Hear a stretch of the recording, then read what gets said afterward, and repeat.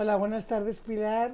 Buenas Os tardes. presento a Pilar Sánchez de Lerín, una gran experta en el síndrome de ingesta del alcohol, SAF, y me gustaría hacerle algunas preguntas para que nos informara un poco a todos este síndrome que no creo que sea muy conocido. Pilar, ¿cómo comenzó tu interés en este problema tan importante? Pues mira, bueno, primero quiero daros las gracias a Marisol y a Alejandra por darme esta oportunidad de contar mi inquietud. Es un tema que me parece, a lo mejor es un poco frívolo y decir apasionante, pero es muy preocupante y sobre todo cuando empiezas a profundizar, pues te deja muy impactada. Yo he tomado contacto con el síndrome de alcoholismo fetal pues a través de mi colaboración con una fundación hogar donde están unos niños con discapacidad y que además son niños de nivel económico bajo, o sea, y entonces, bueno, pues a partir de ahí, dentro del grupo de niños con discapacidad, hay unos niños que tienen este síndrome y entonces, bueno, pues yo me he enamorado de los niños Y has ido estudiando un y poquitín, ¿no? sí, Acerca de todo y esto. he estado leyendo y bueno, creo que hay muchas cosas que se pueden hacer de cara al futuro con estos niños. Mira, nos gustaría saber todos, porque yo creo que no es un conocimiento muy común en el público. ¿Cómo definirías exactamente el término SAF? Bueno, es un síndrome que, por decirlo así llanamente y sin llegar a tecnicismos, pues es un síndrome que conlleva una serie de patologías neuronales, de conducta y sociales, y todo ello derivado de la ingesta de alcohol de la madre durante el embarazo. O sea, a mí lo que me parece que hay que destacar en esta patología es que es una patología que no es genética, que es de lo que me parece que podemos prevenirlo, porque no es genética, es simplemente que la madre ha tenido esa falta de información o esa conducta negligente de tomar alcohol en grandes cantidades durante el embarazo, con lo que ha tenido unos niños con graves patologías neuronales. O sea, la relación entre el SAF y la ingesta del alcohol, ¿cómo lo podrías definir? ¿Qué cantidad habría que tomar para que se considere un dicho síndrome? Bien, esa es una pregunta muy buena porque no hay acuerdo. No hay acuerdo, pero sí hay acuerdo entre los expertos. O sea, por un lado, dicen que cualquier, cualquier cantidad puede tener estos síntomas, o sea, esta enfermedad, pero también es verdad que en algunos casos se han estudiado situaciones en las que la madre ha dicho que ha bebido alcohol durante el embarazo y no se han dado esta patología. Entonces, como método de prevención, los expertos dicen no riesgo, o sea, casi estoy hablando a nivel nacional y a nivel internacional, la política es cero consumo desde el minuto cero. ¿Para qué? Pues para no tener esos riesgos, porque en realidad no se sabe si beber al principio causa algunas cosas, si beber más al final, pero sí que hay acuerdo en el que cuanto mayor prevención haya y cuanto mayor información haya y cuanto menor consumo haya, podremos decir que podemos luchar contra esta patología que en el fondo pues tiene una fácil prevención, Sí, yo simplemente. por la información que tengo, vamos, tú eres la experta, yo por la información que tengo, al principio nunca se sabe si estás embarazada. Entonces dicen, tú eres la experta, tú eres la que me tienes que comentar.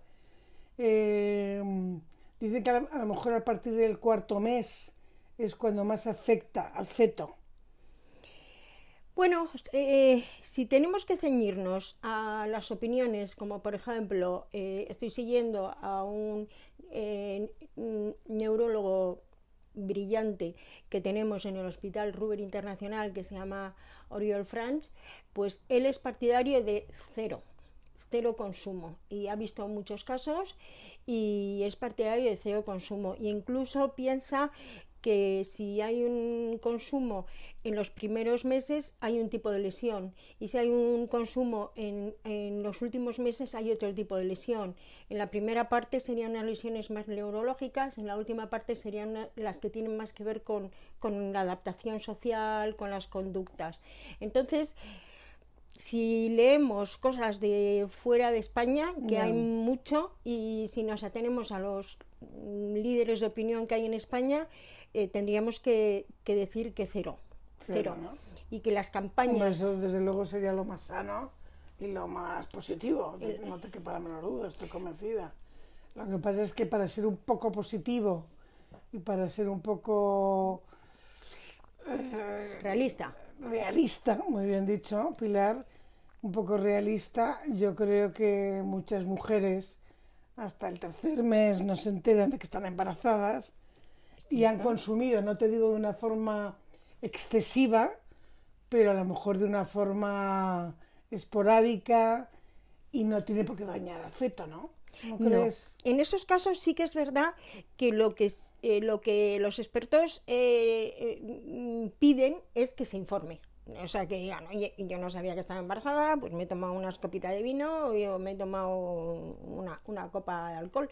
Entonces, que informen, porque en esa forma, pues a lo mejor se pueden tomar medidas, ¿no? Claro. Pero en líneas generales, a esas madres que a lo mejor están pensando en tener un hijo, el consejo es riesgo cero, porque todas las madres quieren que sus hijos nazcan sanos. Claro. Y entonces el consejo es riesgo cero. También tengo que decir que hay un porcentaje muy elevado de niños que tienen el síndrome y que entre los niños adoptados. Cuando los niños vienen del este, de las zonas del este, el porcentaje es mucho mayor. ¿Ah, sí? Sí, eso es muy relevante y eso me ha dejado descolocada, pero claro, tiene su parte de razón. Sí. Si en España tenemos una tolerancia bastante alta al alcohol, en los países del este el nivel es todavía mayor. Ya. Y entonces... Oye, Pilar, ¿qué sintomatología aparece para saber realmente si estos niños van a sufrir o sufren del síndrome de ingesta del alcohol? Pues hay una parte como física, o sea, son niños de percentil bajo, son chiquitinos, por así decirlo. O sea, físicamente son de percentil bajo. Luego algunos tienen algunos trastornos caracteriales, o sea, como unas características caracteriales, tienen el labio fino, no tienen estos gestos que tenemos nosotros, y luego pues también son niños que en su parte conductual pues son bastante rebeldes, bastante impulsivos. ¿Ah, sí? Sí, les Curioso, cuesta mucho concentrarse. concentrarse. ¿Pero desde bebés? Desde bebés, sí. Desde bebés son niños muy impulsivos y entonces les cuesta mucho ya cuando empiezan el proceso de los colegios, de la educación, pues les cuesta mucho concentrarse. Hasta el punto que en la mayoría de los casos, cuando están buscando un diagnóstico, pues los médicos se desvían un poco por el TDAH y piensan que son niños con problemas como de TDAH, hasta que llegan a estas conclusiones. Es que el diagnóstico es ideal que sea precoz, pero es complicado porque tienes que ahondar en los problemas de la madre, o sea, tienes que decir, señora, ha habido...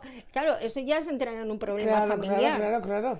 Y luego también, al ser niños adoptados, pues tampoco tienes información sobre los padres biológicos.